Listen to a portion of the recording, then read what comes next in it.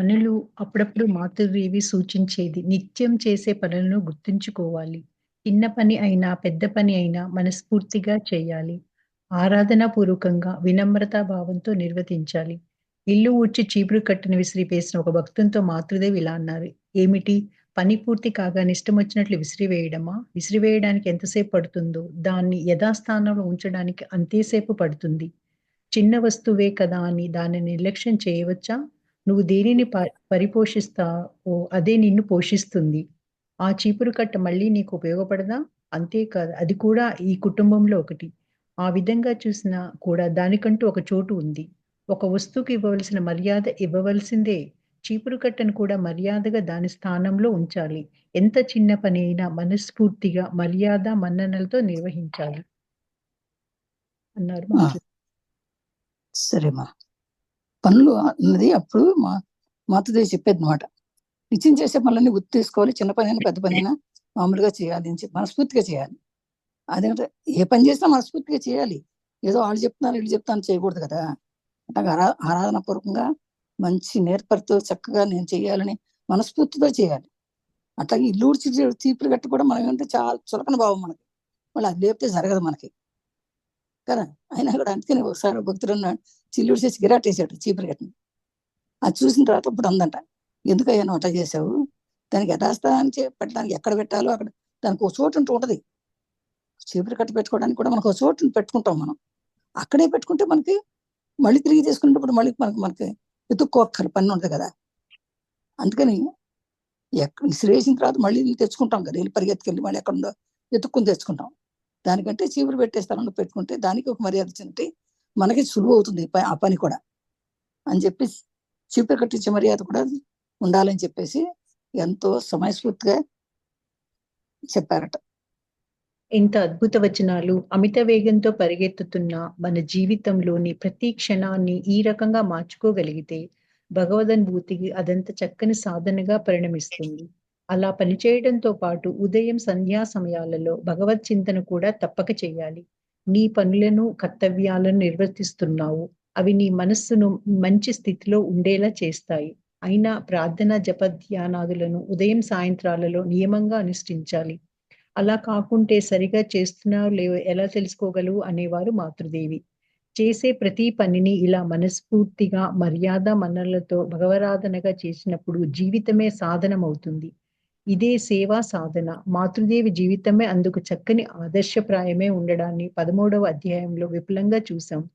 వృద్ధాప్యంలో డస్సిపోయిన స్థితిలోనూ ఒకరోజు మాతృదేవి గోధుమ పిండి సిద్ధం చేస్తూ ఉండడం చూసిన శిష్యుడొకడు ఉండబట్టలేక, అమ్మా, ఈ వయసులో కూడా ఇవన్నీ మీరెందుకు చేస్తున్నారు అని మాతృదేవిని అడిగాడు.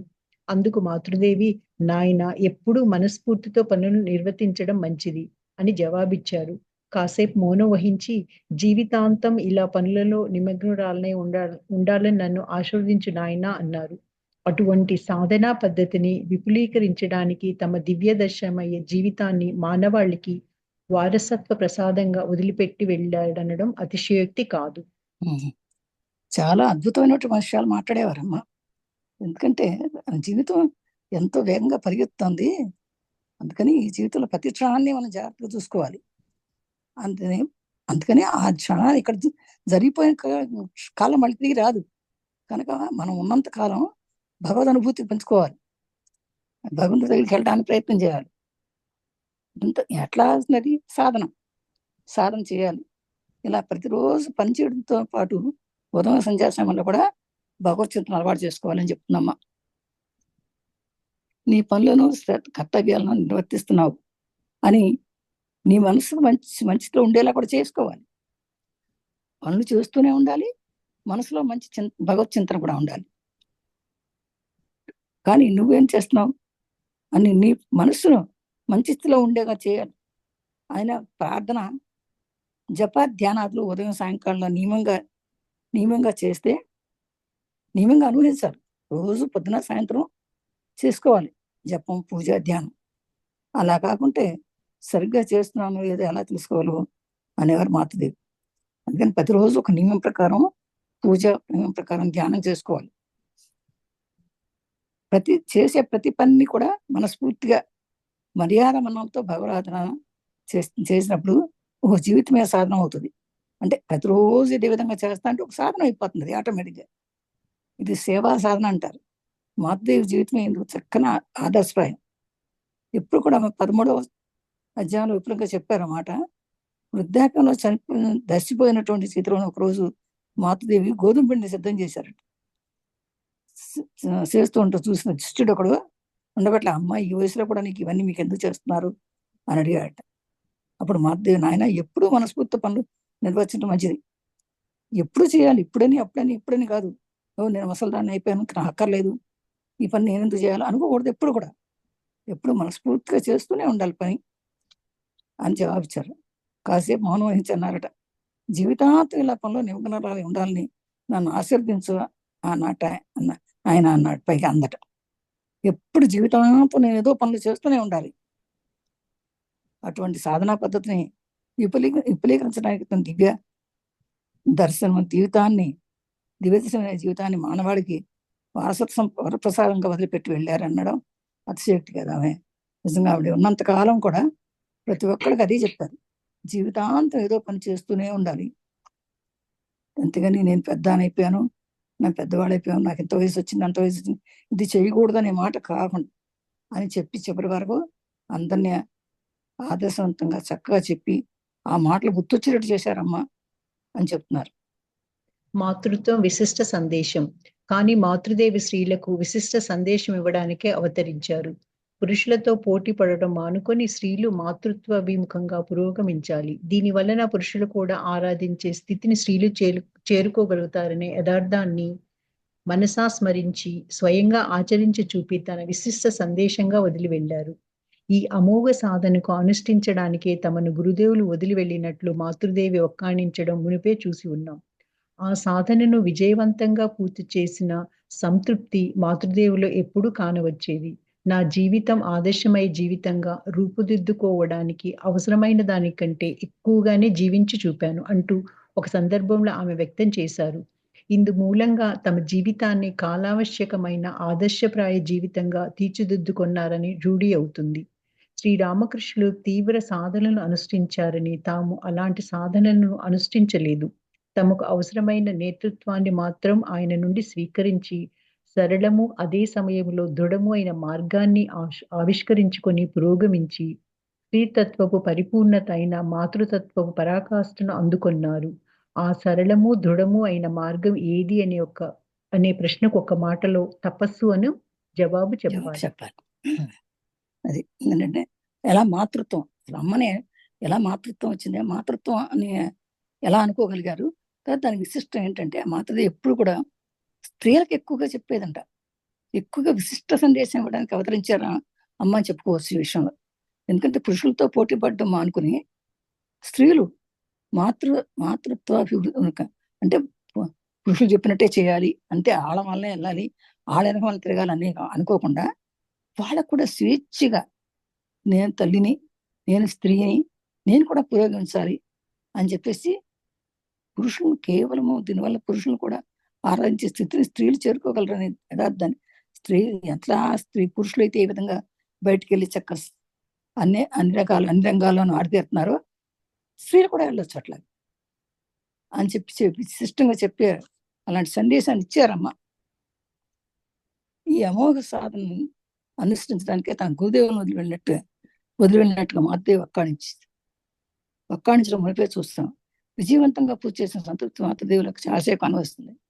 కానీ నా జీవితం ఆదర్శ రూపించుకోవడం అవసరమైన దానికంటే ఎక్కువగానే జీవించి చూపాను అన్నారు ఒక సందర్భంలో అన్నారట.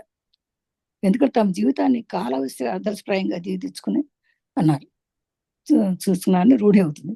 ఎందుకంటే శ్రీరామకృష్ణులు తీవ్ర సాధన అనుష్ఠించారు. అది రామకృష్ణులు ఏం చేశారంటే కేవలం ఆయన తపస్సు చేసుకున్నారు. కేవలము తపస్సు చేసి ఆయన కాళీమాలో కలిసిపోయారు. కానీ అమ్మ అలా చేయలేదు.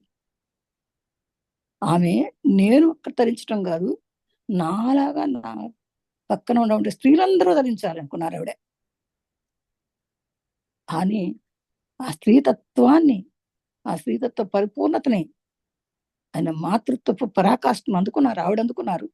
ఆవిడ అందరికీ అదే మార్గం చూపించారు. దాన్ని మాట్లాడాలంటే తపస్సు అని జవాబు ఇవ్వాలి. అది ఆ తపస్సులోనే ఉన్నారు ఆమె, ఆ ధ్యానంలోనే ఉన్నారు ఆమె అని అందరికీ తెలుసున్నా. అందుకే తన చుట్టూ ఉన్న స్త్రీలందరూ కూడా పురోభివృద్ధి చెందారని చెప్పుకోవచ్చు. స్త్రీలకు తగిన తపస్సు దాని 3 పరిమాణాలు. మాతృదేవి ఉన్నత స్థితి పొందడానికి తపస్సు ముఖ్య కారణమని చూసాం. కానీ ఆమె అడవులకు వెళ్లి కఠోర తపస్సు ఏదీ చేయలేదు. హ్మ్. ఇక్కడ కూడా మాతృదేవి విశిష్టత గమనార్హం. విశిష్టతే కాదు, స్త్రీలకు యుక్తమైన తపశ్చర్యను ప్రప్రబంధంగా రూపొందించిన ఘనత ఆమెది. ఇది మాతృదేవి మహిళా లోకానికి ప్రసాదించిన కానుకలలో అతి ముఖ్యమైనది. మాతృదేవి సూచించిన తపస్సు 3 పరిమాణాలు సంతరించుకుంది. 1 స్వీకరణ, 2 సర్దుకుపోవడం, 3 అత్యున్నత సత్యంతో సంబంధం.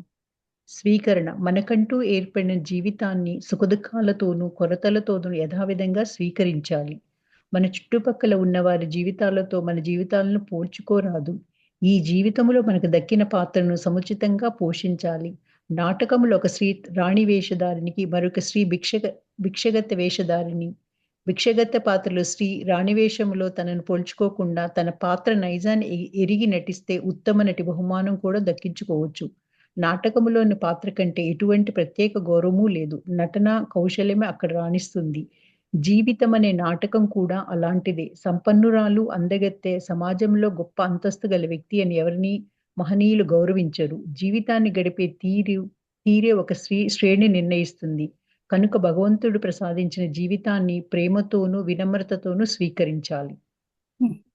అది స్త్రీలకు తగిన మంచి పరిమాణం వచ్చేదంట.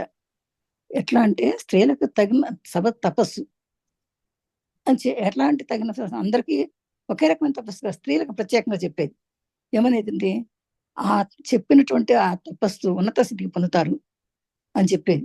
ఎట్లా మళ్ళీ దానికోసమని అడవులకి వెళ్ళక్కర్లా, సంసారాలు వదిలిపెట్టి పోవక్కర్లా, భర్తని పిల్లల్ని వదిలిపెట్టి వెళ్ళిపోవక్కర్లా అక్కడికి అని చెప్పింది. ఎట్లా అంటే సకయుక్తమైనటువంటి మంచి తెలిసిన తపశ్చర్యను ప్రప్రదంగా రూపొందించిన ఘనత ఆమెదే. మొట్టమొదటి ఆమె చెప్పింది ఇది.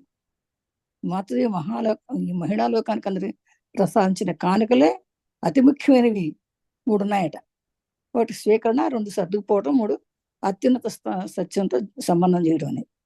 ఆ మొదట్లో స్వీకరణ అనేది ఏంటంటే మనకంటూ ఏర్పడిన జీవితాన్ని, మనకు భగవంతుడు ఏది ఇచ్చాడో ఆ జీవితాన్ని సుఖ దుఃఖాలతోనూ కొరత యథాతథంగా స్వీకరించాలి.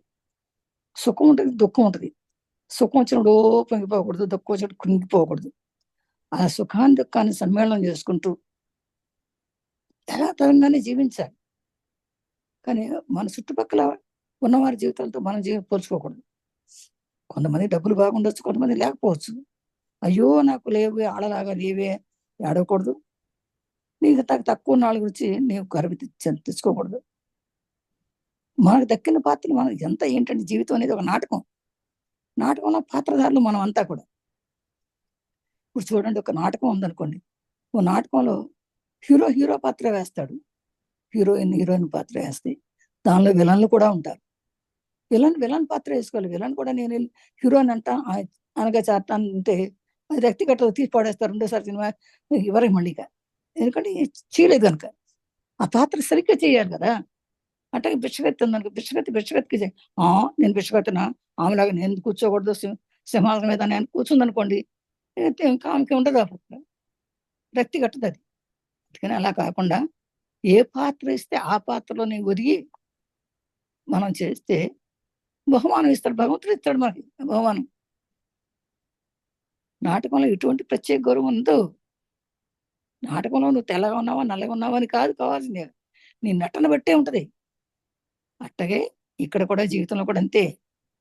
ఈ జీవితంలో నాటకంలో కూడా మన సంపన్న అందగత్తులు, సమాజం గొప్ప అంతస్తు కలిగే వ్యక్తి అని ఎవరిని మహనీయులు గౌరవించరట. కానీ ఈ గడిచే తీరు నుండి జీవితాన్ని గడిపే తీరే వస్తే చూడండి, ఎంత లేకపోయినా సరే స్త్రీలు గౌరవంగా ఉండేవాళ్ళు ఎంతమంది లేరండి. డబ్బులుంటేనే గౌరవం, అది మనందరూ మనకు తెలుసు. అది కూడా మనకి ఇప్పుడు ధ్యానం తెలిసిన తర్వాత మనకి ఇంకా బాగా తెలుస్తుంది. ఇది భగవత్ ప్రసాదం. భగవంతుడు ఇచ్చినటువంటి ప్రసాదాన్ని జీవితంలో ప్రేమతోనే, వినమ్రతతో, గౌరవంతోనే అనుకోవాలి. భగవంతుడు నాకు ఏది ఇవ్వాలో అది ఇచ్చాడు, దాంతో సంతృప్తి చెందాలని జీవితం సాగించుకోవాలి మనం. మాతృదేవి జీవితంలో ప్రతి ఘట్టంలోనూ అది ప్రతిబింబించింది. జీవితంలోను చేసిన ఎటువంటి పరిస్థితి నుండి సైతం ఆమె వైదొలగలేదు. దుఃఖాలన్నింటినీ తపస్సుగా స్వీకరించి, జీవితం గడిచినందువల్ల ప్రతి ఘట్టంలోనూ మునుపు కంటే శక్తివంతురాలై విరాజిల్లారు. దీనిని ఆమె ఎలా సాధించగలిగారు? జీవితాన్ని యథాతథంగా స్వీకరించిన తీరు వల్లనే.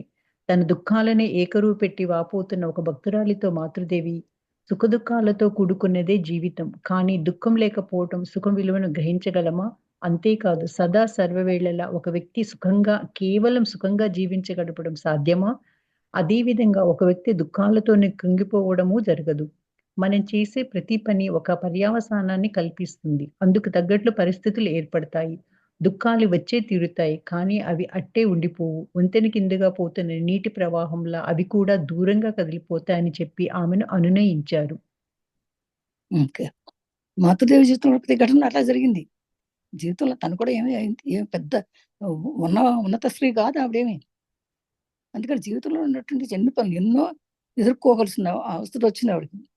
ఎటువంటి పరిస్థితి నుంచి సైతం కూడా ఆమె ఎట్లాంటి పరిస్థితి వచ్చిన టైంలో పారిపోలేదే. దుఃఖపడి కూర్చొని ఆడవలేదు.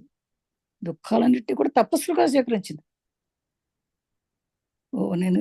నేను దీనివల్లే నేను చేసుకోవాల్సి వచ్చింది అనమాట. ఈ దుఃఖం వల్ల ఈ దుఃఖాన్ని దుఃఖంగానే చూడాలనుకుంది, కానీ దుఃఖాలు వచ్చిన పారిపోలేదు. తపస్సుగా స్వీకరించిందట. జీవితం అంటే ప్రతి ఘట్టంలోనూ మునుపు కంటే శక్తివంతురాలు రాజులే. దీన్ని ఆమె ఎలా సాధించగలిగారు? జీవితాన్ని యథాతథంగా స్వీకరించిన తీరు వల్లనే కదా. తమ దుఃఖాలు ఎక్కడో పెట్టి, అయ్యో నాకు ఇంత దుఃఖం వచ్చిందని చెప్పి ఒక అందరి దగ్గర కూర్చొని ఆడవలేదే. ఒక భక్తురాలతో మాతృదేవి అందట, సుఖ దుఃఖాలతో కూడుకుందే జీవితం అమ్మా. జీవితం అంటే ఏంటి అంటే సుఖ దుఃఖాలతో ఉంటాయి. జీవితం అంటే అన్ని సుఖాలే ఉండవు, అన్ని దుఃఖాలు కూడా ఉండవు. కానీ దుఃఖం వచ్చినప్పుడు మాత్రం లేకపోతే సుఖం విలువ తెలియదు. దుఃఖం లేకపోతే సుఖం విలువ తెలియదు. అంతే కదా. సదా సర్వవేళ ఒక వ్యక్తి సుఖంగా కేవలం సుఖంగా జీవితమే ఉంటే కుదురుతుంది అది. అదేవిధంగా ఒక వ్యక్తి దుఃఖాలతోనూ ఉండడు. మనం చేసే ప్రతి పనికి ప్రతి పర్యవసానికి కల్పిస్తుంది. అందుకు తగ్గట్టు పరిస్థితులు ఏర్పడతాయి. దుఃఖాలు వచ్చే తీరుతాయి, కానీ వాటిని అలా ఉండిపోవు. వంతెన కింద పోతున్నటువంటి నీటి ప్రవాహంలాగా అది దూరంగా కదిలిపోతాయి, వెళ్ళిపోతానే ఉంటాయి. కష్టాలు వస్తాయి, పోతాయి. మళ్ళీ సుఖాలు వస్తాయి, సుఖాలు ఏవి వస్తాయి. ఏవి వచ్చినప్పుడు వాడిని ఎదుర్కోవాలి, కానీ అవి వచ్చినాయే ఇదే రాలేదని అనుకోవడానికి లేదు. కష్టాలు వస్తే కష్టాలే, సుఖాలు వస్తే సుఖాలే. ఇలా చదవమ్మా. ఇలా అనునించినప్పటికీ నిజంగా దుఃఖం అంటే ఏమిటో మాతృదేవి అద్భుతంగా నిర్వర్తించారు. నిజం ఏమిటో తెలుసా? భగవంతుడు మనకిచ్చిన వరప్రసాదం దుఃఖం. అది ఆయన అవ్యాజ కరుణకు ప్రతీక అని నా విశ్వాసం. అందుకే జీవితం తమకు ప్రసాదించిన దుఃఖాలన్నింటినీ తపస్సుగా మాతృదేవి స్వీకరించారు. ఆ కారణంగా ఆమె దుఃఖాతీత స్థితిని చేరుకోగలిగారు. అనేకులు నా వద్దకు వచ్చి ఆవేదన అంటూ బాధపడతారు. ఆ మాటలు విన్నప్పుడు నా మనస్సులో వీరంతా ఎందుకిలా వాపోతున్నారు? ఆవేదన అంటే ఏమిటో నాకు తెలియదు. నేను మాత్రం దివ్యత్వం సంతరించుకొని పుట్టానా ఏమిటి? అనే ఆలోచన మొదలడం కద్దు అనేవారు మాతృదేవి. దక్షిణేశ్వరంలో నివసించిన రోజుల్లో, కామార్పూర్‌లో నివసించిన రోజుల్లోనూ, ఆ తర్వాత తమ పుట్టింటి వారితో గడిపిన కాలంలోనూ మాతృదేవి అనుభవించిన కష్టాలు, దుఃఖాలు వర్ణాతీతం. వాటన్నింటినీ మాతృదేవి దుఃఖాలుగా పరిగణించలేదు. ఎందుకంటే అవన్నీ మాతృదేవికి భగవంతుడు ప్రసాదించిన కానుకలు కనుక, దుఃఖాతీత సమున్నత ఆధ్యాత్మిక స్థితిని పొందడంలో అవి ఆమెకు దోహదపడ్డాయి. అది అందుకని ఇలా చెప్పేది. ఎప్పుడైనా దుఃఖాలు సుఖాలు సమానంగానే ఉంటాయమ్మా. అవి వస్తాయి, దుఃఖం వచ్చి దుఃఖం వస్తే సుఖం వచ్చి సుఖం వస్తుంది. ఇప్పుడు చక్కగా చెప్పారు. అలాగే భగవంతుడు మనకి ఇచ్చినటువంటి వరప్రసాదం అనుకోవాలి. అది దుఃఖమైనా సరే, ప్రేమైనా సరే, దుఃఖం వచ్చిన తర్వాత ఆయన కరుణ ఇది కూడా చూపిస్తున్నాడు మనకని అనుకోవాలి. మన విశ్వాసంతో ఉండాలి మన జీవితం అంతా కూడా. ఆయన దుఃఖాల నుండి తపస్సులుగా భావించారు. దుఃఖాల నుండి కూడా దుఃఖాలు వస్తే తపస్సు అనుకునేవారట మాతృదేవి. ఆ కారణంగానే ఆమె దుఃఖస్థితిని చేరుకోగలిగారు. దుఃఖాతీత స్థితికి, అంటే దుఃఖం లేని స్థితికి చేరుకోగలిగారట. అలా అనుకోవడం మనం. అనేకులు నా వద్దకు వచ్చి ఆవేదన పడారు. ఆవేదన అంటూ బాధపడతారు. కానీ ఈ మాటలు విన్నప్పుడు నా మనసులో వీరంతా ఎందుకలా వాపోతున్నారబ్బా అనిపించి, దుఃఖం వచ్చినప్పుడు బాధపడిపోతున్నారు. వచ్చి చెప్పారు, అబ్బో నాకు ఇంత దుఃఖం వచ్చిందని చెప్పేవారు అమ్మకి. అమ్మ అనుకునేవారు, అదేంటి ఇలాంటి దుఃఖాలు రావా, అందరికీ వస్తాయి కదా, ఎందుకు ఇలా వాపోతున్నారు వీళ్ళంతా అని అనుకునేదట. ఆవేదన అంటే అసలు ఏమిటో నాకు తెలియదు. అది దివ్యత్వ సంతరించుకొని ఉన్న పుట్టానా ఏంటి నేనేమన్నా, నాకు మాత్రం లేవా కష్టాలు, నేనే దివ్యత్వం పెట్టి సంతరించుకొని వచ్చానా నేనేమన్నా అని అనే ఆలోచన మధ్యకు వస్తుంది తప్పకుండా అనేవారు మాతృదేవి. అలాగే దక్షిణేశ్వరంలో కానీ ఉన్న రోజులు కానీ, కామార్పూర్లో ఉన్న రోజుల్లో కానీ, ఆ తర్వాత పుట్టిన తర్వాత ఎప్పుడు ఎన్నిసార్లు మనకి ఎన్ని కష్టాలు అనుభవించారు, ఎన్ని దుఃఖాలు అనుభవించారు, చాలా దుఃఖాలు. అది వర్ణనాతీతం మనకి చెప్పలేము. కానీ వాటన్నిటిని మాత్రం దుఃఖాలుగా పరిగణించరు. దుఃఖాలు వచ్చి డబ్బులు లేనప్పుడు కూడా పక్క వాళ్ళని అడుక్కుని తెచ్చుకునేటప్పుడు రోజులు కూడా ఉన్నాయి ఆమెకి. అయినా ఏం బాధపడలేదు ఆమెమి. ఎందుకంటే అవన్నీ మాతృదేవికి భగవంతుడు ప్రసాదించిన కానుకలు అనుకోండి. కనుక దుఃఖాతీత సముద్రానికి ఆమె ఆధ్యాత్మిక స్థితిని పొందడం ఆమెకు దోహదమే. అంటే ఓహో ఇదే అనమాట, నా ఆత్మగా ఇది భగవంతుడు నాకు ఇలా ఇచ్చాడు కనుక ఇలా జరుగుతుంది అని ఎప్పుడు అలా అనుకునేది. అందుకనే దుఃఖాన్ని దుఃఖం అనిపించినది కాదు, సుఖానికి పొంగిపోయేది కాదు, రెండు సమానంగా తీసుకునేది ఆవిడ. స్వీకరణ మనం చెప్తున్నప్పుడు దానికి మరొక వైపు కూడా ఉంది. జీవితాన్ని దుఃఖంతో పాటు ఎలా స్వీకరించాలో చూసాం. కానీ ఈ లోకంలో మనం మాత్రమే నివసిస్తున్నామా? దుఃఖాలు కూడా మనకు మాత్రమే పరిమితమైనావా? మన చుట్టూ ఉన్న వారిని తేరాపారా చూస్తే మన దుఃఖాల లెక్కలలోకి రావనే మేరకు సర్వత్రా దుఃఖం నిండి ఉండడం కనిపిస్తుంది. ఇతరుల దుఃఖాలను కూడా కరుణార్థ హృదయంతో పరికించి వారందరికీ మన శక్తి మేరకు చేయూతనిచ్చి ఆదరించాలి. మాతృదేవి కరుణా కటాక్ష వీక్షణాలు పడడమే కాదు, ఆమె కరుణా సాగరంగానే రూపొందారు అనడం అతిశయోక్తి కాదు. ఆహా! దుఃఖ శోకాలను ఒక వ్యక్తి వలసి ఉంది. అందుకే కన్నీటితో నన్ను ఆశ్రయించిన వారందరికీ నేను ముక్తిని ప్రసాదిస్తాను. అతడికి చేరవలసింది ప్రసాదిస్తాను. నన్ను నిద్రించమని విశ్రాంతి తీసుకోమని చెబుతారు. నాకు నిద్ర ఎక్కడా? ఎలా నిద్రించగలను? నిద్రలో గడిచిపోయే సమయంలో జపం చేసుకోవచ్చు. అది జీవులకు ఎంత శ్రేయస్సును కలిగిస్తుంది. ఆహా! ఈ చిన్న దేహానికి బదులుగా నాకు పెద్ద దేహం ఉండి ఉంటే పరులకు ఇంకా ఎంతో మంచి చేయవచ్చు కదా అని అప్పుడప్పుడు అనుకునేదాన్ని. లోకంలోని దుఃఖాలను చూసి మాతృదేవి ఇలా స్పందించేవారు. ఆమెలో పొంగిపొరలిన ఈ అవ్యాజ కరుణ వెల్లువలో ఒక బిందువును మనం సేకరించుకోగలిగితే చాలు. మన అందరి పట్ల ఆదరణతో వ్యవహరించగలం. ఈ విధంగా మనము ఇతరులను సుఖదుఖాలలోను, లోటుపాట్లలోను స్వీకరించగలిగినప్పుడు మన భావనలు విస్తృతమవుతాయి. ఆధ్యాత్మిక సాధనల ఉద్దేశం భావనల విస్తృతి అని చూసాం. స్త్రీలకు యుక్తమైన ఈ తపస్సు ఆ విస్తృతిని ఇలా ప్రసాదించింది. అది సేకరణ. ఏమేంటంటే మనసు చెబుతుంది ఏమని, దాని మరొక కూడా ఉంది ఏమంటే జీవితంలో సుఖాలను స్వీకరిస్తాం. దుఃఖాలతో పాటు జీవితంలో దుఃఖాలతో పాటుగా ఎలా స్వీకరించాలో మనం చూసాం. ఈ లోకంలో మనం మాత్రం నిస్తున్నామా? దుఃఖాలు మనకు మాత్రమే ఉన్నాయా? అందరికీ ఉన్నాయి. దుఃఖాలు సుఖాలు అందరికీ ఉంటాయి. మన చుట్టూ ఉన్న వారికి తేరేపార చూస్తే మన దుఃఖాలు చాలా తక్కువ అనిపిస్తుంది మనకి. మన చిన్న దుఃఖాన్ని మనం దుఃఖం దుఃఖం దుఃఖం అనుకుంటాం. మన పక్కన వాళ్ళని చూస్తే పెద్ద దుఃఖంలో ఉంటారు. మరి వాళ్ళని ఏమంటాం మనం? అందుకనే సర్వత్రా దుఃఖం నిండి ఉండడం అనేది కనిపిస్తూ ఉంటుంది, మన సహజం అది. ఇతరుల దుఃఖాలను కూడా కరుణాహృదయంతో శిక్షిస్తే అయ్యో పాపం వాడికి దుఃఖం వచ్చిందా, మనం వాడికి తిండిగా లేకున్నారా, మనం కొంచెం ఇద్దాం అని నీకు సహృదయంతో మంచి హృదయంతో వస్తే వారందరికీ నీకు శక్తి మేరకు నీకు చేయూతనిస్తారు. అందుకని నీకు కష్టం వచ్చినప్పుడు వాళ్ళు నీకు అందుకుంటారు అని తెలుసుకోవాలి. మాతృదేవి ఎంత కరుణ కటాక్షాలతో ఉండేదంటే ఆమె కరుణాసాగరాన్ని రూపొందింది. ఎందుకంటే ఆమె దుఃఖ శోకాలను ఒక వ్యక్తిగా అనుభవించవలసిన అందుకే కన్నీటితో నన్ను అందట. పాపం దుఃఖాలు శోకాలు ఇది అన్ని కూడా ఒక వ్యక్తి అనుభవించవలసి ఉంది అని ఆహా అనుకుంటుందట. ఒక వ్యక్తికి వస్తే నిజంగా కూడా వస్తే అందుకే ఆమె కన్నీటితో అనేదట, నన్ను ఆశ్రయించినటువంటి వారందరికీ నేను ముక్తిని ప్రసాదిస్తాను, అతనికి చేరవలసింది ప్రసాదిస్తాను నేను అని చెప్పేసి అనేదట. నన్ను నిద్రించమని విశ్రాంతి తీసుకోమని చెబుతారు, కానీ నాకెక్కడ నిద్ర వస్తుంది? ఆ నిద్ర టైంలో కనీసం నేను ఇతరుల కోసం నేను ధ్యానం చేసుకోవచ్చు కదా అనుకునేట ఆవిడ. ఇంకా ఇతరుల కోసం ఎందుకు నేను నిద్రిస్తే ఏమో లాభం? నిద్ర గడిపే సమయంలో నేను ఇతరుల కోసం, ఇతర జీవుల కోసం, వాళ్ళ శ్రేయస్సు కోసం ఈ చిన్న దేహాన్ని నాకు ఇంకా సరిపోలేదు ఈ దేహం, ఈ చిన్న దేహం ఇంకా పెద్ద దేహం ఇంకా పెద్ద చాలా మందికి నేను సహాయపడవచ్చు అనుకునేదంటే అప్పుడప్పుడు అమ్మ లోకంలో దుఃఖాలను చూసి మాతృదేవి ఇలా అంచేవారు. ఆమెలో పొంగి పొరలున్న తన అవ్యాజ కరుణ ప్రేమ ఒక బిందువును మనం సేకరించుకుంటే చాలు. ఆమెలో ఉన్న ఒక చిన్న బిందువు మనకు వస్తే చాలు, మనం కూడా ఎంత గొప్ప అవుతామో. అందరి పట్ల ఆదరణతో ఉండేవాడు. ఈ విధంగా మనము ఇతరులకు సుఖ దుఃఖాలతో మనం కూడా లోటుపాట్లను సేకరించినప్పుడు మన భావనలు విస్తరిస్తాయి. ఆధ్యాత్మ ఉద్దేశం కూడా భావనలు విస్తరించిన స్త్రీలకు యుక్తమైనటువంటి తపస్సుని ఆ విధంగా స్త్రీలకు చెప్పి ఆధ్యాత్మిక స్థితిని పెంచిందట అమ్మ. సర్దుకుపోవటం. స్త్రీలకు యుక్తమైన తపస్సులో రెండవ పరిమాణం సర్దుకుపోవడం. మాతృదేవి జీవితంలో మనం చూసే అద్భుతమైన పుట అది.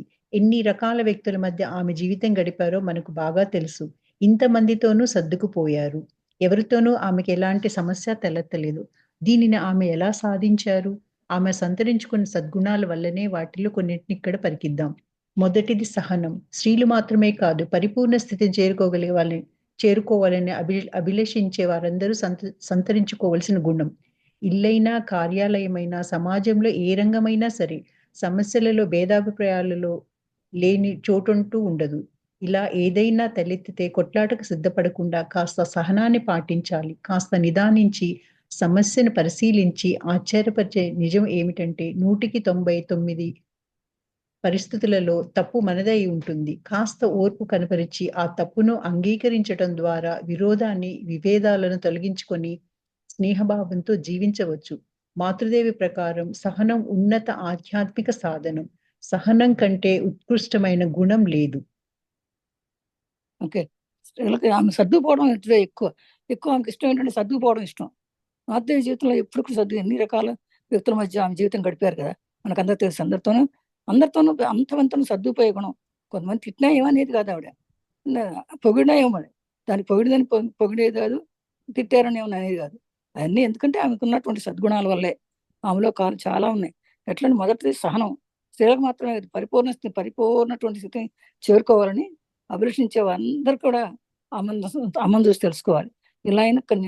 ఇల్లైనా కార్యాలైనా సమాజం ఏ రంగమైనా చేసే సంస్థలు భేదాభిప్రాయాలు లేని చోటంటూ ఉండదు. సామాన్యంగా ఇంట్లో వస్తాయి, ఆఫీసుల్లో వస్తాయి, మనకి పనిచేసేవాడు ఎక్కడైనా వస్తాయి. కానీ దాన్ని సర్దుపోయే గుణం ఉండాలి మనకి. అంటే ఏదైనా తలెత్తి కొట్లాట సిద్ధపడకుండా సహనాన్ని కాస్త నిదానించి సమస్యను పరిశీలించాలి. ఆశ్చర్యపరిచే నిజం ఏంటంటే 199 పరిస్థితుల్లో కూడా తప్పులు మనవే ఉంటాయి.